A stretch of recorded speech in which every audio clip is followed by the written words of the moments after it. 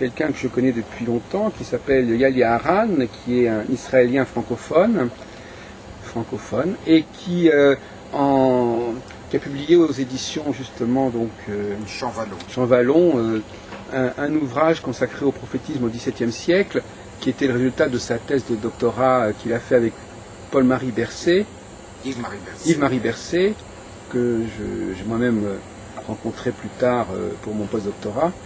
Et vous allez nous raconter, vous allez expliquer, Yalia Haran, comment vous avez choisi de vous vouer, de vous consacrer à ce champ. Oui, bon, effectivement, j'ai fait mes études ici à l'Université hébraïque de Jérusalem. Ah oui, et j'ai été très marqué pendant mes études d'histoire par le fait que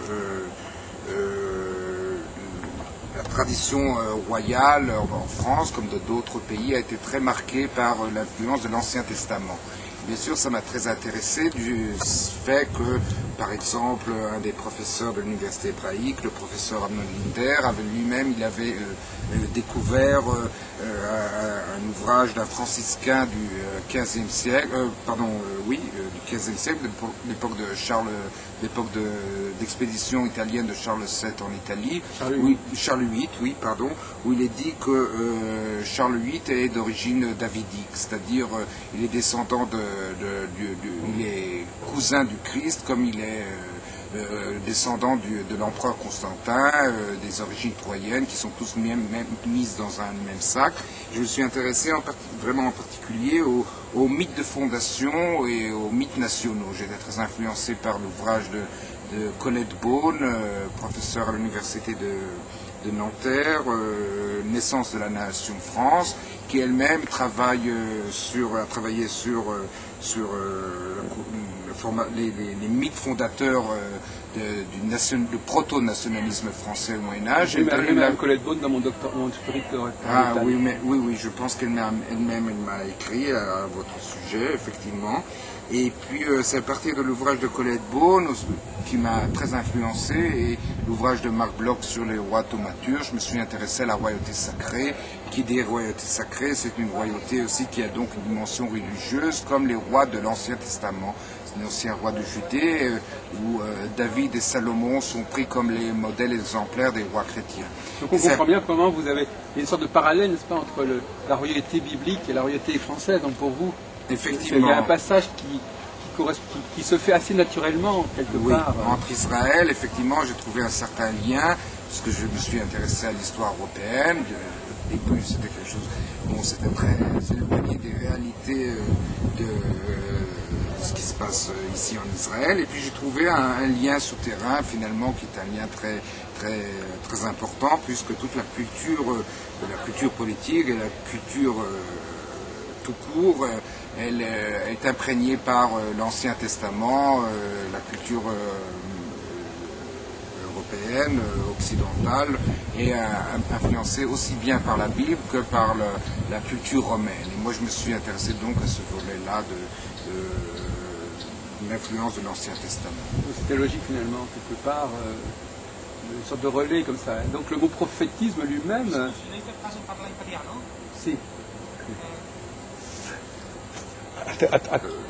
La politesse méditerranéenne. Oui, on était en train de discuter l'influence de l'Ancien Testament. Oui, mais... les prophéties. Oui, le mot prophète, justement, c'est un mot qui est repris, justement, le mot prophète est un mot-clé aussi là-dedans, parce que finalement, on passe à... donc il y a à la fois... donc il y a aussi des gens qui se présentent comme prophètes. Il y a cette binôme, le roi et le prophète. Oui, le roi, le prophète, et puis le prêtre aussi, c'est-à-dire les trois grandes figures de la société de l'Ancien Testament. Le prêtre, c'est le grand prêtre, ou le Pontifex Maximus, c'est le pape, bien sûr. Et donc c'est le roi ou l'empereur, entre les deux, il y a le prophète. Oui, entre les deux, il y a le prophète. Parfois astrologue, et parfois, il y a un statut plus complexe. Oui, et donc il n'y a pas d'institution prophétique comme une institution de l'Église, une institution de la royauté. Oui, exactement. Bien sûr, dans une société orthodoxe qui est société très institutionnalisée, qui est très orthodoxe, bien sûr, la parole inspirée n'a pas vraiment son... Elle se fait par des canaux qui ne sont pas officiels, et pas à titre officialisé. Mais nous savons que durant le Moyen-Âge, bien sûr, Sainte Brigitte de Suède, et puis il y avait les prophètes de cour en Italie, en Florence, à l'époque du Cinquecento, et puis on sait aussi qu'autour de Jeanne d'Arc, il y avait un phénomène de prophétie en France que Madame Colette-Beaune, effectivement, elle en parle dans son ouvrage sur Jeanne d'Arc. Et puis André Vaucher a consacré effectivement beaucoup de travaux sur les prophètes tels que Jean de Campbell ou Télesphore de Cosenza, le soi-disant Télesphore qui, autour du grand schisme d'Occident, autour des grandes crises du bas Moyen-Âge, se sont exprimées. D'ailleurs, à ce propos, il y a beaucoup de prophéties étrangères qui ont été récupérées par la France. De récupération par exemple, l'histoire de Causance, etc. Ensuite, il est traduit en français. Les Roctaïa, tout ça, il y a toute une récupération par les Français du prophétisme allemand, prophétisme italien. Oui, il y a déjà une certaine république des lettres, on peut dire entre guillemets, qui existe au Moyen-Âge, c'est-à-dire les érudits, les illuminés, les gens qui écrivent en latin, où les documents circulent, les écrits circulent entre les divers pays. Et moi, effectivement, j'ai travaillé sur des thèmes qui sont des termes internationaux, parce que j'ai travaillé effectivement sur l'idée de la monarchie universelle, sur l'attente de la mise en œuvre de la croisade, sur l'attente de l'apparition du grand monarque. Et ces espoirs-là se sont exprimés presque dans tous les royaumes d'Occident. D'ailleurs, la croisade elle-même fait partie de ce schéma, parce qu'il y a la réapparition centrale de la Terre Sainte. Oui. Donc il y a à la fois une thématique, mais aussi des lieux qui sont privilégiés. Effectivement, oui. Et les croisés aussi eux-mêmes, ils regardaient dans le passé biblique pour dans le passé biblique de puiser effectivement des modèles qui leur donneront du courage et qui leur donnerait de la motivation. Et donc on parlait des 9 preux parmi lesquels il y a les Asmonés, je pense Judas Maccabée. Ils se considèrent comme les héritiers des anciens Hébreux qui sont en quête de la terre promise, et ils sont très imbus de l'Ancien Testament, effectivement, malgré le fait qu'ils sont très très antisémites. Les croisades étaient le moment de grande effervescence anti-judaïque. Et alors il y a quand même un personnage, enfin on ne va pas se concentrer qu'à lui, un personnage qui fait un petit peu la synthèse, c'est ce fameux Nostradamus qui est d'origine juive. Ah oui, on dit qu'il est marane lui-même. Oui, enfin, on dit qu'il est absolu. Je crois que le mot marane ne s'applique pas. Il est fils de converti. Oui. Donc, c'est un personnage qui se dit de la lignée, enfin de certaines lignées juives, etc. Donc, il y a là encore une émergence du prophétisme juif de façon beaucoup plus incarnée, en quelque sorte. Il est vraiment descendant de ces... cela dit, les Juifs ne sont pas très importants dans votre corpus, je crois. Non, pas du tout. Non, je me suis concentré effectivement sur la prophétie politique. Et en France, au XVIIe siècle, il y a très peu de Juifs. Le seul auquel j'ai consacré, qui parle sur le retour des Juifs, du rappel des Juifs, c'est Isaac Lapeyre. Isaac Lapeyre peut-être aussi était d'origine juive. Lapeyre est un nom peut-être selon consonance espagnole. D'ailleurs, pour ce qui est de Nostradamus, effectivement, un homme qui porte un nom de Notre-Dame, finalement, il peut être que fils de converti, comme on dit que chrétien de Troyes, le simple fait qu'il s'appelle chrétien, cela veut dire qu'il était issu d'une famille qui n'était pas chrétienne. Oui, c'est intéressant. Oui. Et puis alors, il y a le cas de Spinoza aussi, qui a écrit son traité théologico-religieux, dans sa première introduction, parle longuement du prophétisme aussi. Je ne sais pas si vous avez étudié ce que Spinoza a écrit sur le prophétisme, enfin lui qui est également un juif marin d'origine, il est tout à fait concerné par le prophétisme. Oui, dans mon ouvrage, je consacre aussi un chapitre au messianisme juif au XVIe, XVIIe siècle. C'est l'effervescence messianique. La Shabbatai Tzvi. Oui, Shabbatai Tzvi est le plus important, et puis tout cette grande fébrilité, elle commence avec commence autour les Juifs d'Espagne sont... le rejet des Juifs d'Espagne cause un grand ébranlement, c'est une véritable crise à travers le monde juif en 1492, et puis ce qui à la suite explique... il y a aussi le retour des Juifs sous Cromwell, un peu, cette question qui est oui. Il y a un peu, avec Menachem Ben Israël, il y a des processus de prophétique avec les Britanniques se prennent un peu pour... D'ailleurs, c'était aussi là une question qui se pose, on va extrapoler un peu, c'est avec à l'approche de la Révolution française, c'est la fameuse aussi l'abbé Grégoire, etc. Enfin, il y avait cette idée de... Et ça nous amène vers le sionisme, d'ailleurs, quelque part, cette idée d'instrumentaliser les Juifs. Oui. Dans le cas de l'Angleterre, effectivement, on dit la fin des temps viendra que quand les Juifs seront dispersés aux quatre coins de l'univers. Les quatre coins de l'univers, il y a un coin d'où ils ont été chassés au XIIIe siècle, c'est l'Angleterre. Donc s'ils doivent venir de tous les angles de la Terre, ils doivent être dispersés partout sur tous les quatre vents, donc ils doivent aussi être acceptés en Angleterre. Donc il y a des millénaristes anglais et des puritains anglais autour de Cromwell qui ont vraiment encouragé le Lord Protector effectivement de recevoir les Juifs, parce que dès que les Juifs seront reçus en Angleterre, ils seront dispersés aux quatre coins de la terre, et alors effectivement les événements de l'Apocalypse pourront débuter. Est-ce que vous n'y voyez pas, il y a des Haran, une préfiguration un peu du rôle des Britanniques au XXe siècle, leur insistance à ce qu'un foyer juif, à s'occuper du foyer juif et de l'émergence d'un foyer juif en Palestine, enfin, oui, ce qu'on appelle le sionisme chrétien, enfin, qui se rattache un peu à la Pérère, enfin, cette façon. Le rappel des Juifs, d'ailleurs, il avait écrit un ouvrage qui s'appelait Le rappel des Juifs. Le rappel des Juifs. On a l'impression qu'on est aux origines d'un certain sionisme chrétien qui va déboucher politiquement sur la création de l'État d'Israël. Oui, du simple fait que les Anglais sont protestants, qui sont, parmi beaucoup sont des puritains, ils s'intéressent beaucoup à l'Ancien Testament, ils pensent, il y a aussi un certain littéralisme, un rejet de la conception de Saint Augustin, c'est-à-dire qu'il ne faut pas tout comprendre comme des figures allégoriques au sens spirituel, mais que les prophéties doivent être accomplies au sens... les prophéties doivent être accomplies au sens réel. Donc on peut plus se contenter de parler des Juifs comme ça dans l'abstraction, il faut que ce soit des Juifs en chair et en os. Et effectivement. Et puis en ce qui concerne la déclaration Balfour de 1917, on sait aujourd'hui, effectivement, il y avait un véritable intérêt britannique, effectivement, pour mobiliser les Juifs en faveur de l'Angleterre, les Juifs américains, pour que l'Amérique entre dans la Première Guerre mondiale, intervienne. Et dans ce but-là, on voulait d'une certaine manière acheter les Juifs d'Amérique, mais qu'en même temps, Lord Balfour était aussi un théologien, et que David Lloyd George, le Premier ministre d'Angleterre, lui-même il avait l'idée aussi de fonder une église galloise. Il était originaire du pays de Galles.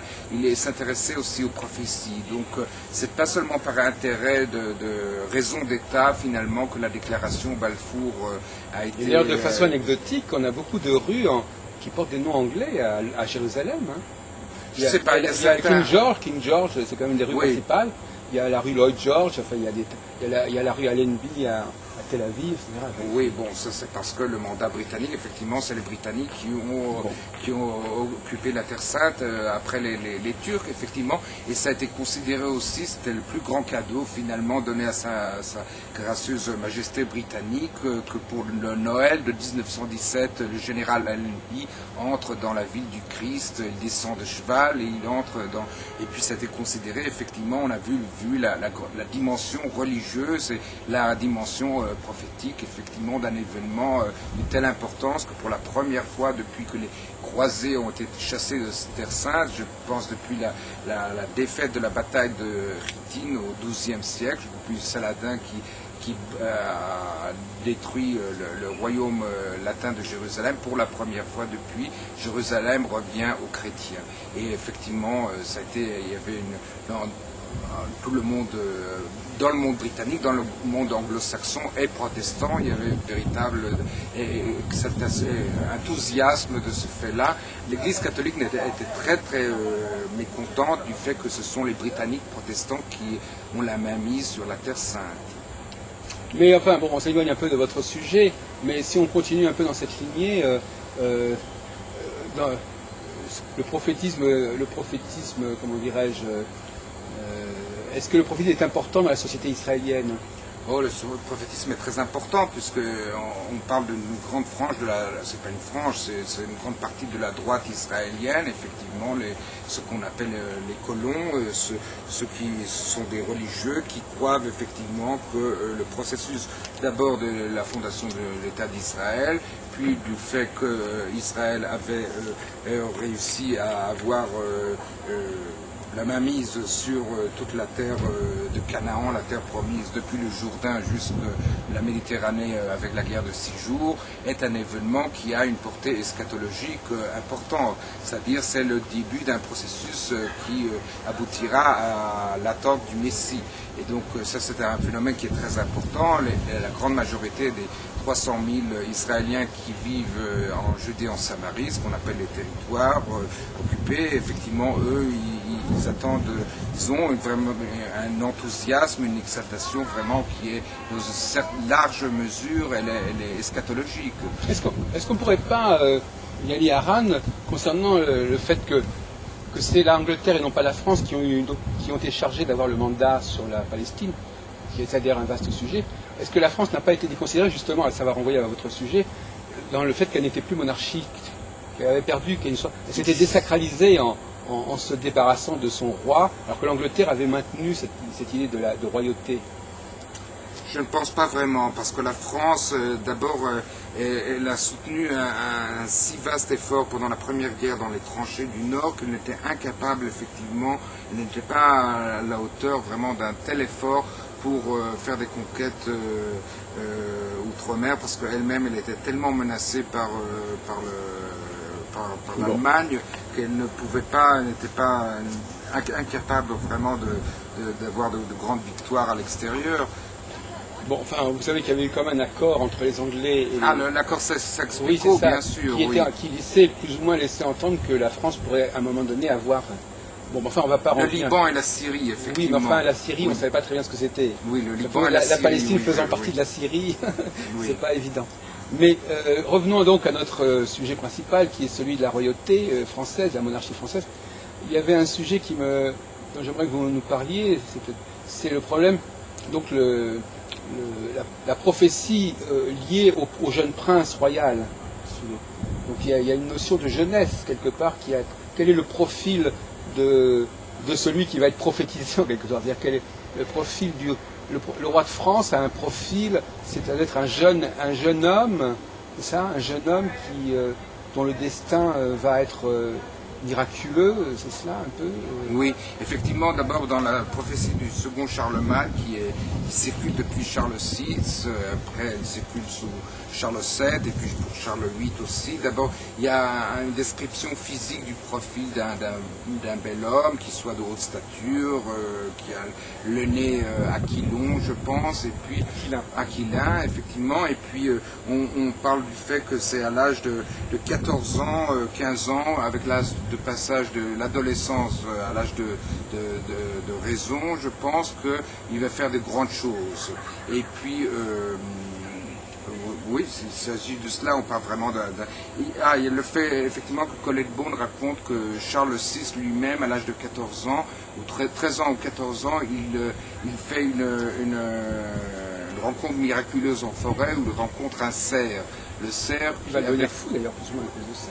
Oui, effectivement, c'est peut-être une des raisons. Il y a des attentes du roi, il y a un côté très sombre et très obscur, effectivement, autour du roi. Mais ça c'est la chevauchée dans la forêt du Mans. Oui, la chevauchée. Oui, mais il s'agit d'une autre occasion. Le roi rencontre un cerf miraculeux avec une croix, je pense, sur la tête, entre les cornes, et puis qui porte aussi la devise « Jamais », ce qui veut dire que jamais en plus une telle apparition miraculeuse va se produire. Oui.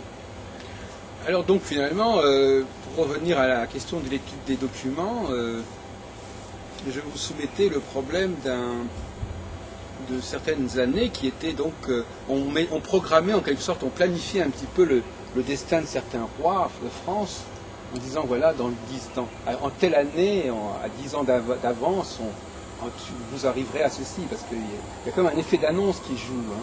Oui, effectivement. Alors un effet d'annonce qui chaque fois est rompu par la mort prématurée. Et finalement, c'est même à l'époque de Henri IV, la naissance de son fils lui a porté ombrage. Ah oui, mais je ne savais pas. C'est-à-dire que dès qu'il y a un jeune dauphin, le dauphin, en quelque sorte, par rapport à un père qui est déjà un petit peu vieillissant, prend un peu déjà la place du roi. Oui, la jeunesse et l'espoir. Oui, la jeunesse et l'espoir, effectivement. Et puis dans le cas de Henri IV aussi, c'est le premier dauphin qui est né en France, je pense, depuis l'époque de... le premier fils aîné du roi qui survécut, parce que je pense depuis Henri II, on n'avait pas vu de dauphin en France, et puis depuis Louis XII, on n'avait pas vu de roi. Henri II n'était pas le premier fils de François Ier, justement. Henri II n'était pas. Non. Donc déjà, il n'était pas le vrai, il n'a pas été élevé comme dauphin, Henri II. Ah, je ne savais pas ça. Et quant à François Ier, encore moins, puisque il n'était pas de la même Angoulême. Il n'était même pas. Donc effectivement, il faut remonter probablement à Charles VIII. Pour trouver un fils de Louis XI. Oui. Puis Henri IV, c'est un roi converti, et puis il y a des attentes parmi le parti de dévots, effectivement, pour un roi qui va révoquer l'édit de Nantes, c'est-à-dire qui va, d'une certaine manière, qui va réparer les erreurs qu'a fait son père. Et puis c'est le premier Louis en France, Louis qui est le nom vraiment profond, véritable, authentique des rois de France. Et depuis Louis XII, il n'y a pas un roi, c'est-à-dire depuis plus d'une centaine d'années, il n'y a pas un roi de France qui porte ce nom-là. Et Louis XIII, donc, renoue avec, porter le nom Louis, c'est renouer avec Saint-Louis, et renouer aussi avec, c'est le nom de Clovis, c'est-à-dire on pense que, à l'époque, on pense que Clovis porte le nom de Louis, qu'en français, le Clovis se dit Louis. Et donc, il y a des espoirs très profonds parmi... Alors justement, est-ce qu'à un moment donné, est-ce que ces espoirs ont été déçus concernant Louis XIII, M. Aran? Parce qu'on peut très bien imaginer, donc vous avez toute cette période-là, vous l'avez parfaitement suivi. Donc il y a la naissance de Louis XIII, et puis les premiers, et puis quand même, il meurt quand même à plus de 40 ans. Donc à quel moment il y a l'interférence entre le prophétique et le politique dans l'histoire de France sous Louis XIII? Et à quel moment, quelque part, c'est peut-être la naissance de Louis XIV qui a amené un nouveau lancement.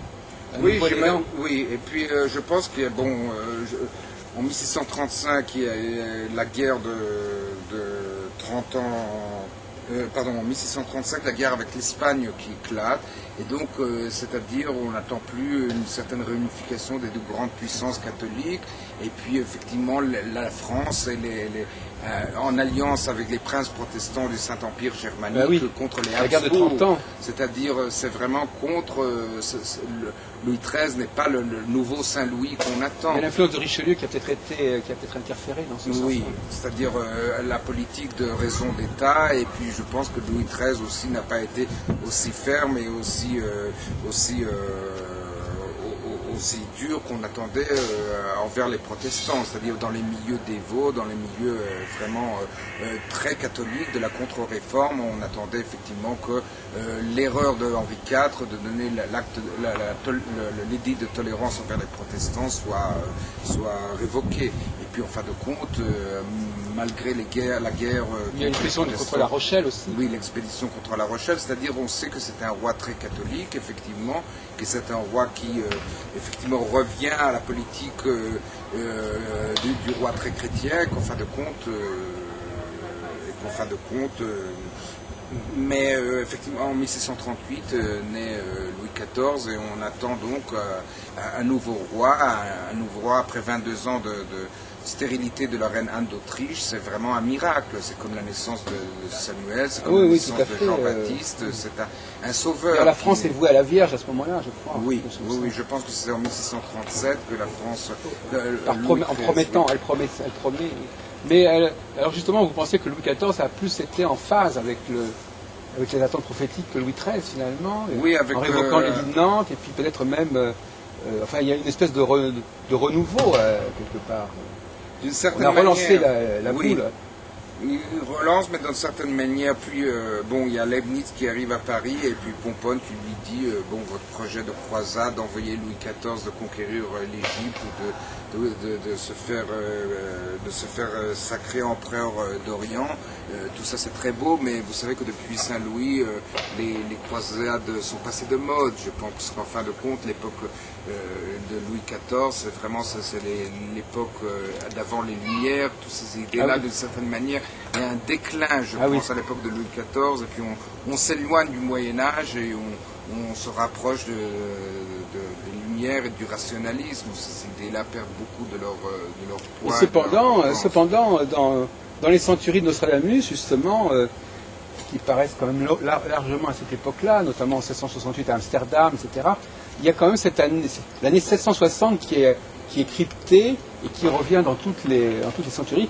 Et 760, c'est quand même une échéance qui semblerait laisser entendre qu'on attend un roi qui aurait eu à ce moment-là donc 22 ans, un roi de France qui pourrait être que Louis XIV, justement. Oui, mais effectivement, je me demande, est-ce que c'est pas lié peut-être 1666, l'année du chiffre de la bête, le nombre de la bête, 666, est-ce qu'il n'y a pas un lien entre les choses? Parce que je sais qu'en pleine moitié du XVIIe siècle, il y a une effervescence eschatologique et messianique à travers il y a eu la fameuse affaire, comme vous connaissez certainement, qui a été étudiée par Elisabeth Labrousse, la fameuse éclipse dans Saturne en Lion, vous savez, la fameuse éclipse de 1654, qui a énormément bousculé. De même que, par exemple, la Fronde, alors vous me disiez tout à l'heure, la Fronde, comment est-ce que vous situez la Fronde? C'est quand même aussi un affaiblissement de la monarchie, sur certains côtés. Oui, mais c'est un des moments, une des crises dramatiques du XVIIe siècle qui, en France, vraiment dans le contexte français, peut motiver les illuminés ou les gens, les prophètes qui favorisent leur élimination. Il ne faut pas oublier que la Fronde est dans la foulée de l'exécution du Charles Ier d'Angleterre. Puisque Charles Ier a été exécuté en 1649, donc c'est à ce moment-là, il y en avait qui prophétisaient que ça s'étendrait, que ce phénomène du rejet de la royauté s'étendrait aussi en France. Oui, c'est effectivement, ce sont le contexte international, vraiment parmi les grandes révolutions, les grands événements dramatiques. Et puis il y a toujours, à cette époque-là, il ne faut pas oublier l'avancée des Turcs en Europe. Il y a le premier siège de Vienne en 1529 et le second en 1682 ou 83, oui. Donc c'est dans la foulée, il y a cette attente-là, il y a des grands cataclysmes, comme toujours il y a la peste, il y a les mauvaises récoltes, il y a les sécheresses. Toute l'époque, le XVIIe siècle est une époque de malédiction, le XVIIe siècle est une époque catastrophique. On parle du petit âge de glace, de la glaciation, en tout cas c'est un siècle effroyable, le XVIIe siècle. Ça expliquerait beaucoup pourquoi il y a une flambée eschatologique, mais comme il y a un historien israélien qui a fait bien attention, il dit à chaque époque, les gens disent oui c'était une époque de crise eschatologique, mais à toutes les époques les gens peuvent toujours donner une interprétation catastrophique, dramatique à ce qui se déroule pour dire voilà ce sont les signes annonciateurs de la venue de l'Antéchrist. Ce que j'aurais souhaité, c'est que qu'on parlait un peu tout à l'heure que vous nous parliez un petit peu, je sais que ce n'est pas votre sujet principal, que vous nous parliez un peu du statut des prévisions astrologiques dans cette... À quel moment le prophétisme et l'astrologie se combinent-ils? Il y a des astrologues comme Lichtenberger Nostradamus lui-même est à la fois astrologue, prophète, Lichtenberger aussi. Enfin, il y a quand même une sorte de combinatoire qui se fait. Non, ça vous a pas intéressé? Je ne me suis pas tellement intéressé à ce sujet-là. Je sais que, effectivement, à partir du livre d'Hervé de Révillon sur le fait que l'astrologie est, dans une certaine manière, ils perdent leur crédibilité au XVIIe siècle parce que c'est tellement répétitif et puis ça devient un jeu et on ne prend plus au sérieux. De certaines mesures, on prédit des catastrophes, mais c'est un peu pour se faire peur, pour le plaisir de se faire peur. Ça devient de certaines mesures, le prophétisme, l'astrologie ont un côté ludique au XVIIe siècle.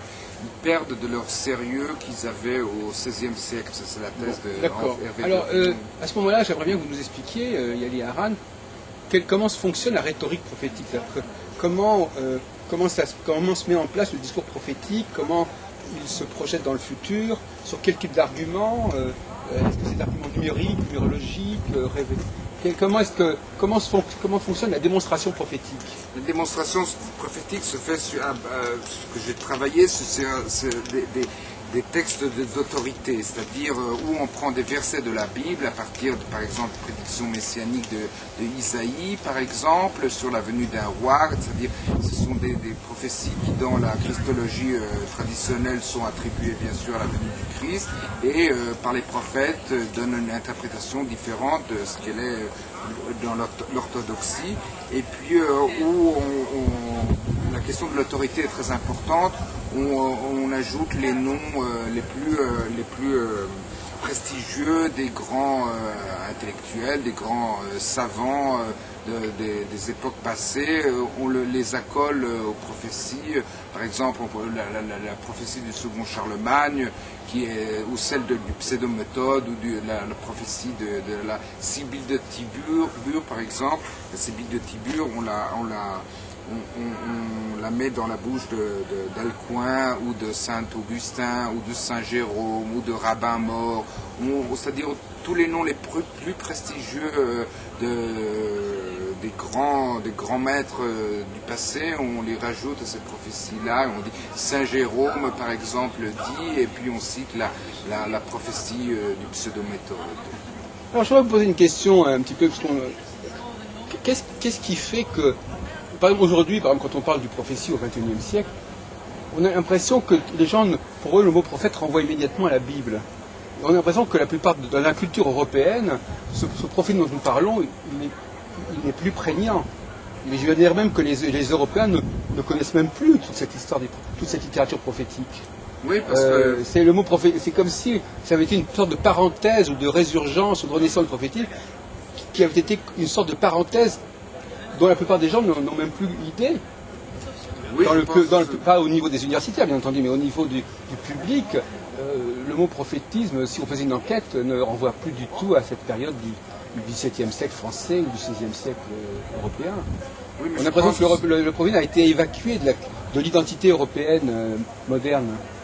Oui, mais je pense que le problème dans le monde catholique, effectivement, qui a s'est éloigné effectivement de la lettre, tandis que dans le monde anglo-saxon, qui est encore très imbibé de la culture biblique en Amérique, où existe cette Bible Belt, cette ceinture dans la Bible, oui. Les évangélistes, ça donnait des témoins de Jéhovah, ça peut oui, etc. Oui, eh bien, dans ce monde-là, où on parle de choc de civilisation, effectivement, où l'ennemi est vraiment très très imbu est un ennemi religieux. L'islam, on parle de l'ennemi, c'est l'islam intégriste, l'islamisme. Même l'Église, la papauté aussi est un ennemi.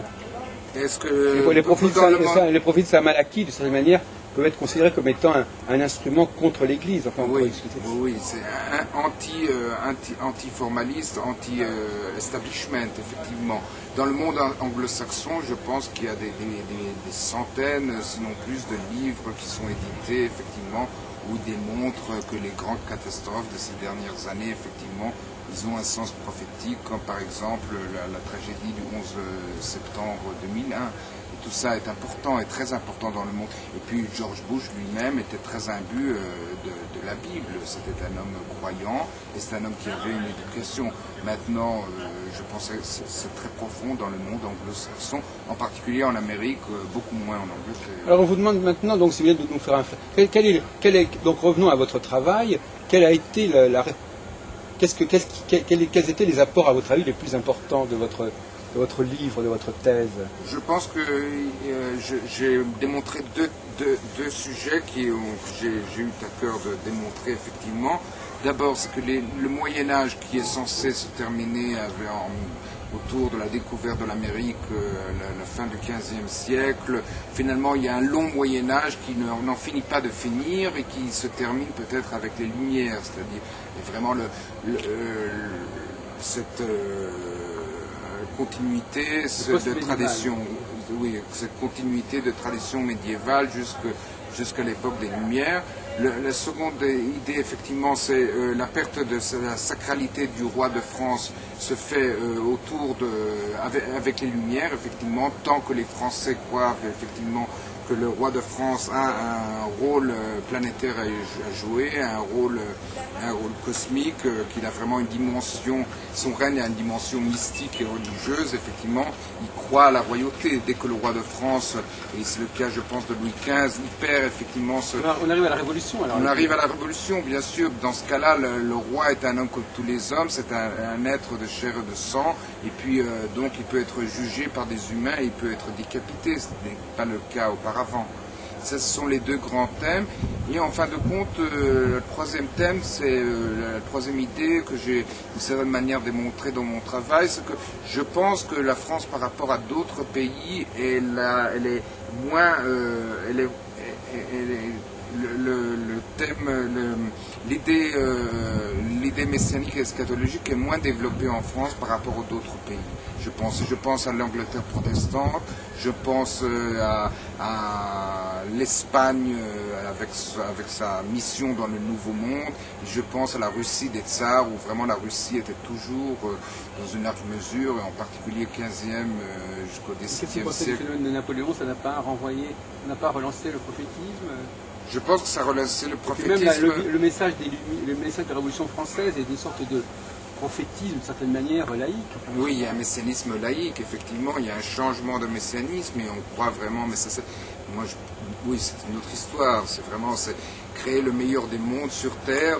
Ce monde-là n'a rien à voir avec les traditions bibliques, ou d'une façon très indirecte. Mais Napoléon aussi a été considéré comme antéchrist, par exemple, dans des royaumes où il y avait une forte tradition messianique, particulièrement durant la guerre d'Espagne et pendant l'expédition de Russie. Et vous savez, vous êtes peut-être au courant de ce qui s'est passé au XIXe siècle. Enfin, il y a eu aussi une résurgence du prophétisme monarchique, oui. autour d'Henri V notamment. Oui, effectivement, l'enfant du miracle, oui, effectivement, le fils du duc de Berry. Les milieux religieux ont été à ce moment-là, les milieux religieux ont été très marqués par le prophétisme. Oui. Oui, effectivement. Mais lié à la restauration, justement, de la monarchie.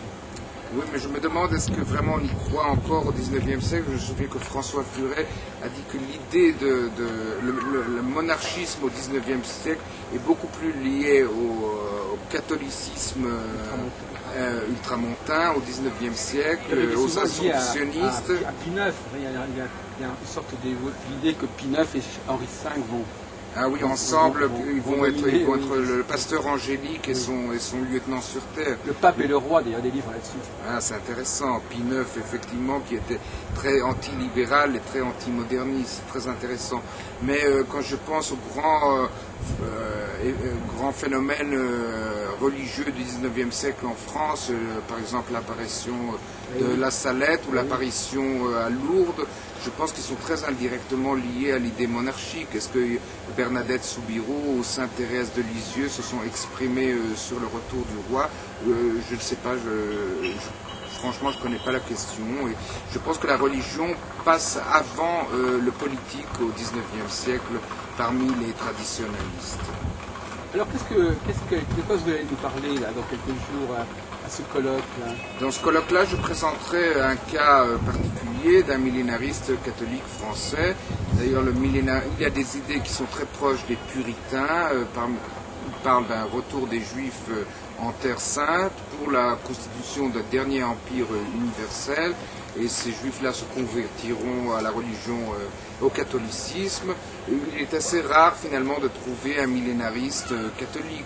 Je n'y connais pas beaucoup. D'ailleurs, je n'ai pas beaucoup travaillé sur la question parce que mon ouvrage et mes travaux jusqu'à présent étaient liés uniquement à l'optique politique, c'est-à-dire à la royauté en France. Ici, je parle de quelqu'un qui n'a pas de... Dans ce cas précis, il n'a pas... C'est Nicolas Charpie de Sainte-Croix, et il parle du retour des Juifs, et il a des idées finalement qui sont très proches des millénaristes protestants, comme par par exemple Thomas Brightman en Angleterre, Joseph Mead, Henry Finch, ou aux Pays-Bas, par exemple Petrus Serrarius et Falkenberg ou Comenius est en Bohème, Falkenberg je pense est en Allemagne.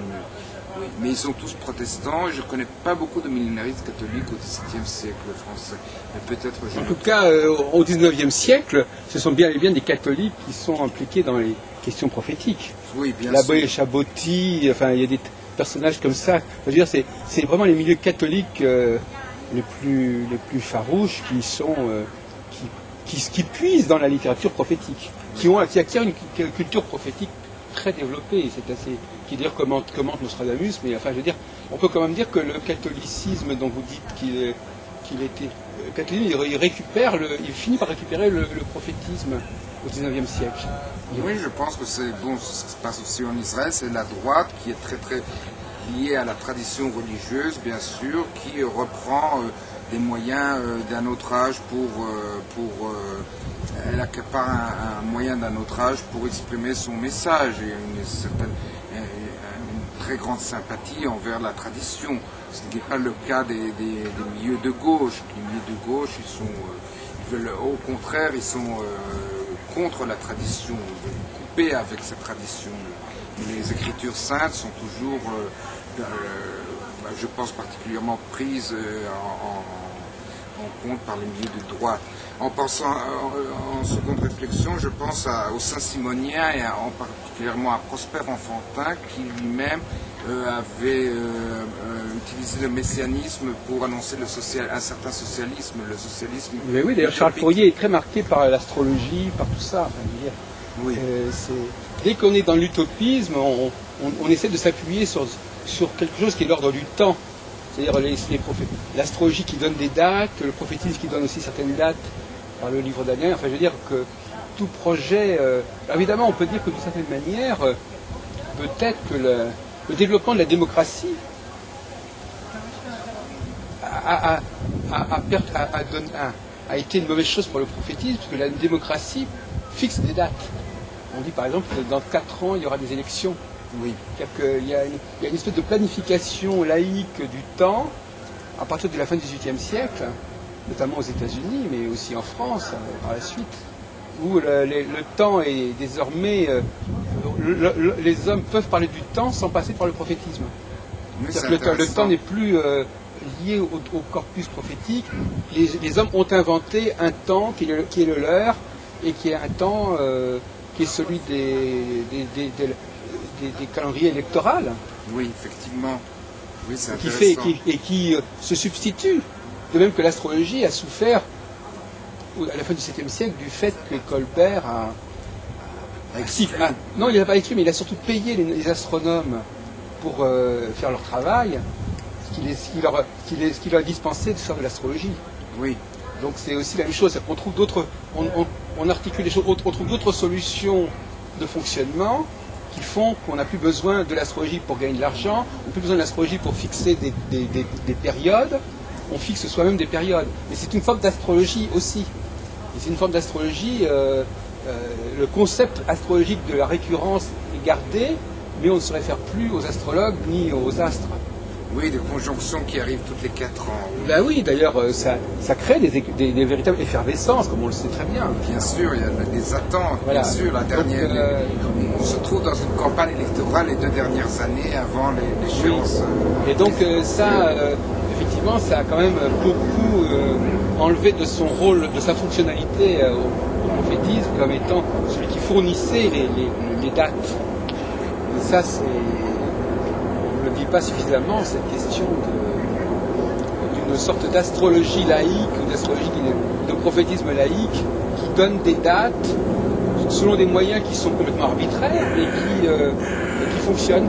Oui, c'est intéressant, c'est une façon de voir les choses. Ça explique parfois le déclin, quand le déclin parfois se produit à cause de quelque chose qui a changé, un mode de fonctionnement qui a changé par ailleurs, d'une concurrence qui fait qu'on n'a plus besoin de certaines choses pour s'exciter.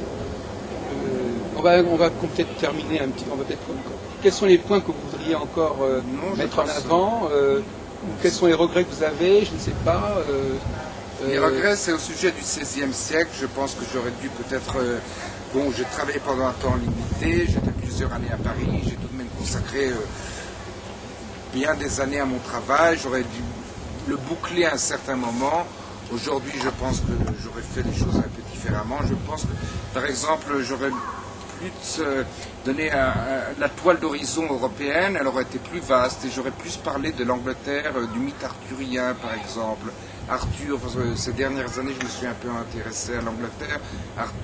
L'idée du roi sauveur Arthur qui doit revenir, cela m'a beaucoup intéressé. Mais peut-être j'aurais dû effectivement travailler plus sur le XVIe siècle. Effectivement. C'est-à-dire que vous avez une approche très quantitative, parce qu'en fin de compte, vous avez rassemblé un corpus considérable. Oui. Comme pour asseoir votre thèse, vous avez ramassé énormément de documents qui vont dans le même sens. Oui, mais j'ai travaillé sur des thèmes très très différents. Effectivement, la jeunesse du roi sauveur, les attentes à partir d'une union entre les Habsbourg et les Bourbons,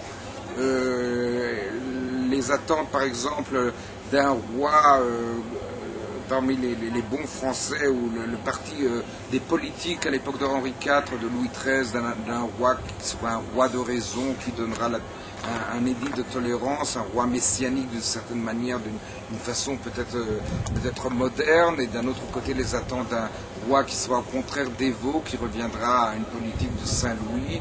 J'ai travaillé sur les droits de France à l'Empire, en fin de compte sur des sujets qui sont très très variés, parce que tout ça c'est tout un mécanisme qui dit le roi de France doit d'abord accéder à l'Empire, ensuite il doit construire une monarchie universelle, qui sera le 4e empire dans la liste des 4 empires du prophète Daniel. Ensuite, ce roi-là va établir un âge de paix, de prospérité comme le prophète Isaïe le prédit. En fin de compte, il va mettre en œuvre la croisade et puis il va vaincre les Turcs et prendre Constantinople. C'est-à-dire un programme qui inclut tous les espoirs et toutes les ambitions de la société chrétienne depuis Constantin, je pense. Excusez-moi,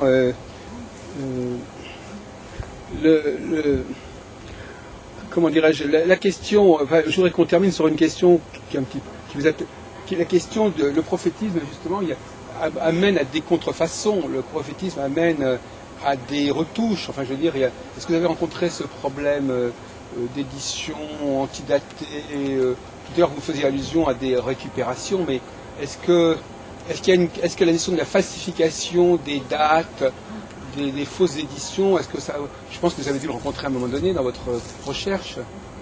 Pour dire la vérité, pour être vraiment sincère, je suis pas, je me suis vraiment l'aspect politique de la question m'intéressait, voilà, pas l'aspect bibliographique. Cela m'a été reproché d'ailleurs, effectivement, que je me suis laissé berner à certains moments. Que j'ai mal compris que j'étais en face d'un faux ou j'étais en face d'un pastiche. Et puis il se peut, mais je pense que... C'est un peu un paradoxe parce que vous avez constitué une bibliographie considérable. Oui. Et en même temps, effectivement, vous n'avez pas toujours eu une approche tout à fait critique de cette bibliographie. Oui, c'est peut-être un des... Bon, on peut me le reprocher, effectivement, c'est un de mes le contraire de la qualité, c'est un des comment dit-on, le contraire d'une qualité, un défaut majeur de mon ouvrage, effectivement. Dans le cas où je traduirai mon ouvrage en anglais, peut-être il faudra que je fasse beaucoup plus attention aux dates, effectivement, aux différentes éditions, et vraiment au captage et au vol de diverses éditions par d'autres facilitateurs. Oui, c'est peut-être pas complètement indifférent ni sans intérêt, oui. Parce qu'il y a souvent justement des intérêts, des raisons politiques qui vont expliquer pourquoi des documents sont falsifiés. Oui. Donc les deux peuvent tout à fait contribuer. Quand on connaît bien par exemple la période de la Ligue, on peut mieux comprendre certaines allusions dans certains ouvrages.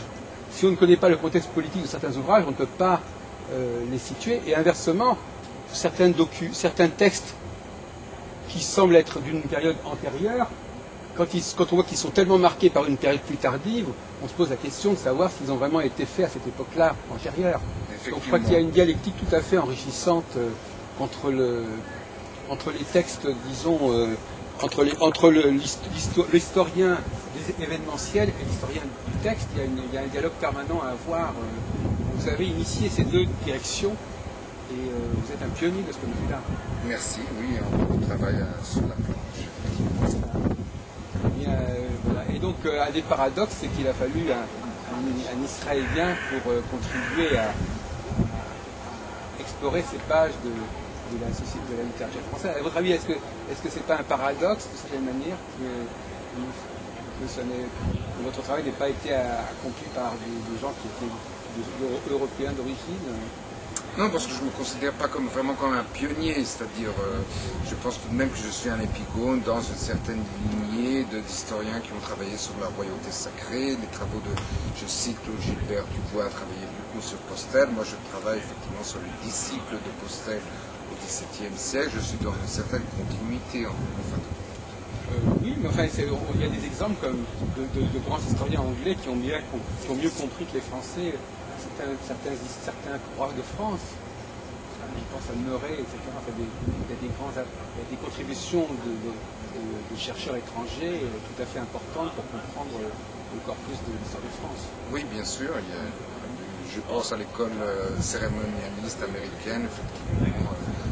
Jackson sur le roi ne meurt jamais, les funérailles du roi de France et les contributions d'historiens étrangers, effectivement. Est-ce que ça n'est pas lié à une certaine fascination que certains chercheurs étrangers auraient pour la France? Oui, je pense bien. Ça, certainement, mais bien sûr. Il y a une mythologie de la France quelque part, un peu chez tout le monde.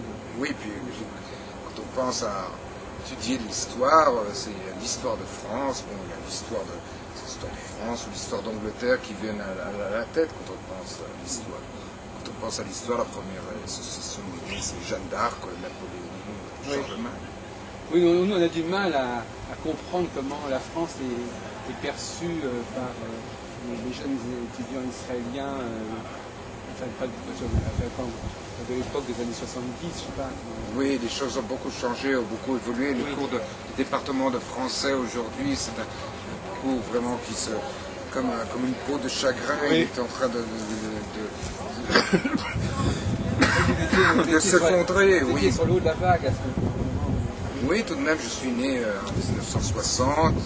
J'étais encore enfant à l'époque où la France était encore le rayonnement culturel français avait vraiment avait une signification, bien sûr. Aujourd'hui, la majorité, les étudiants israéliens vont apprendre le japonais ou le chinois. Plutôt, ce sont de très grands départements de français très petits. Et parmi les langues latines, c'est l'espagnol qui a beaucoup de succès parmi les Israéliens, parce que beaucoup d'Israéliens vont dans les trekking dans les Andes, et puis ils trouvent certaines une certaine sympathie avec un peuple méditerranéen comme l'Espagne, et puis l'espagnol est beaucoup plus facile à apprendre que le français. Oui, d'accord.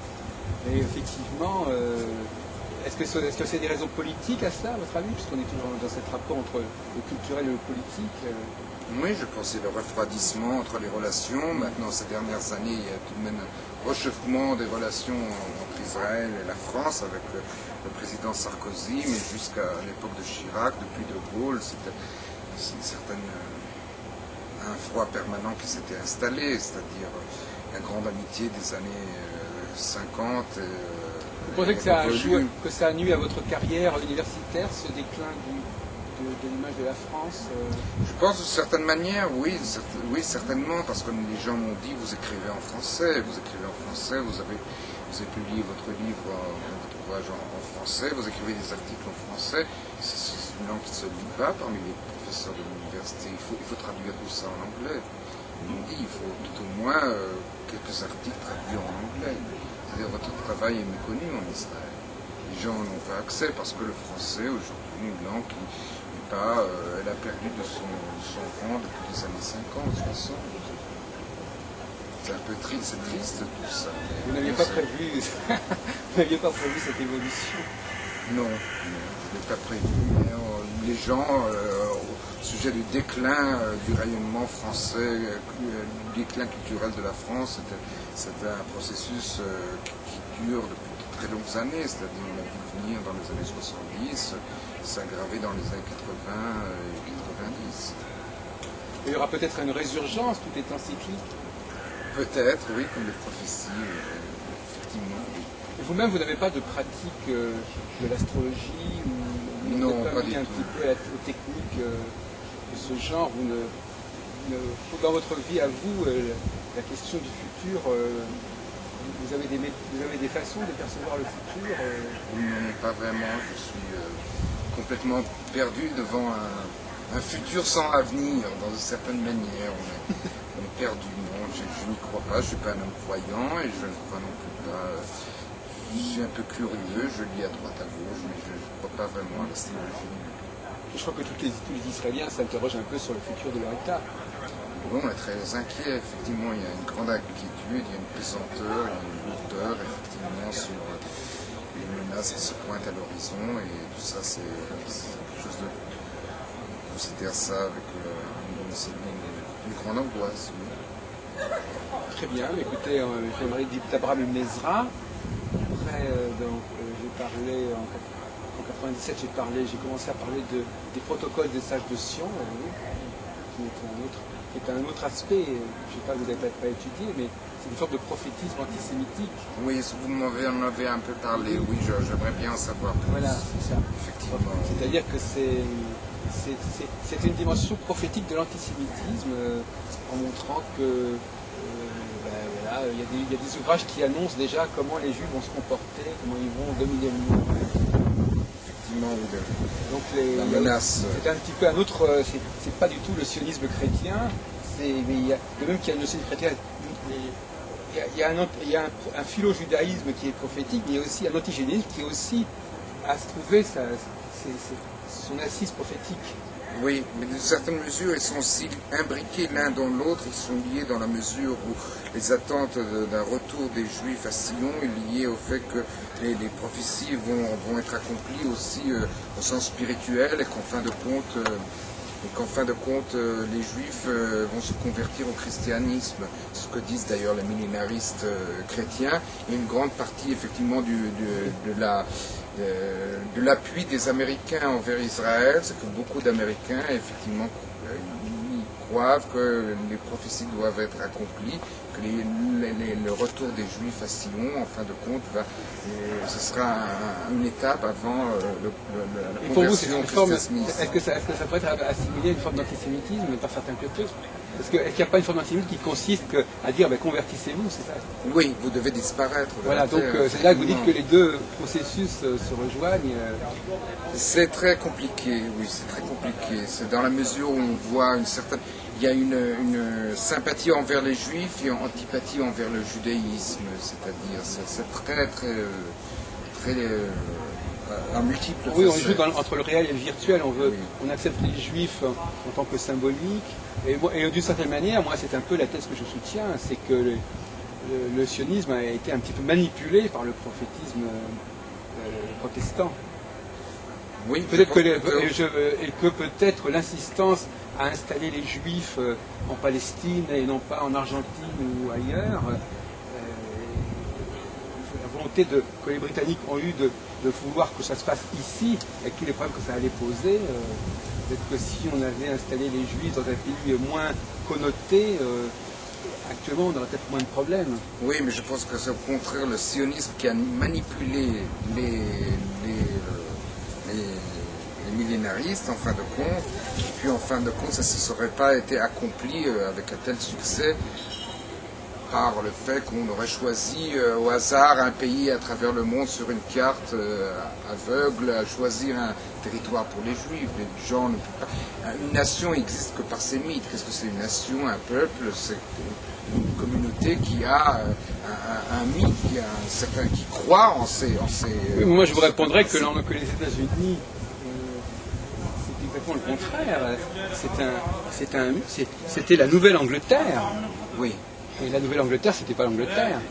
Donc on peut très bien imaginer un nouvel Israël qui ne soit pas le vrai Israël. Oui, c'est vrai que même qu'il y avait la Nouvelle-France. Oui, donc l'Amérique est aussi porteuse de la preuve d'une sorte de mythologie qui renoue avec des lieux nouveaux, un nouveau monde. Effectivement, dans le cas des Juifs, c'est-à-dire ce que les Juifs ont de commun, c'est les Juifs ashkénazes ou les Juifs séfarades, c'est la nostalgie de Jérusalem. Je ne vois pas comment les Juifs auraient pu établir un État ailleurs, en Ouganda ou en Argentine par exemple. Qu'est-ce qu'ils auraient à voir avec le pays? Qu'est-ce qu'il aurait eu de Juifs? Nous avons ici assez de... une crise d'identité étant juif laïque pour les Juifs qui cherchent leur voie entre les Juifs de la droite, les colons dans les territoires par exemple, ou les Juifs qui sont assimilés ou antisionistes. Qu'est-ce que nous avons en commun? Qu'est-ce qui nous rapproche effectivement l'un de l'autre? Venus d'horizons tellement différents, c'est que nous avons tous des liens avec cette même terre, effectivement. C'est que historiquement, effectivement, les prophéties ont un support, ils ont quelque chose d'authentique, quelque chose de fondamentalement organique et authentique. Écoutez, je vous laisse le dernier mot à ce niveau-là. On pourrait discuter longuement sur ces points-là. Moi-même, je fais plutôt partie de ceux qui pensent que Herzl, dans son livre L'État juif, au contraire, disait l'inverse. Il disait il nous faut un État, peu importe où se trouve cet État, du moment que nous avons décidé qu'Israël, notre État, c'est notre État. Et on n'a pas besoin d'avoir... C'est comme par exemple, je vous donne un exemple idiot.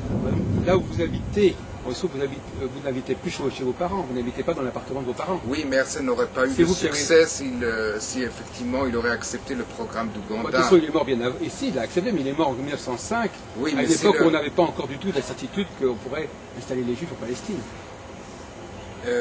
Oui, mais avant la Première Guerre mondiale. Oui, mais Herzl a été soutenu par un tel enthousiasme en Europe de l'Est où les Juifs le considéraient effectivement comme le Messie. Oui. C'est un très bel homme, il avait la barbe longue, une barbe noire, c'était un homme très impressionnant, un homme avec des yeux magnifiques.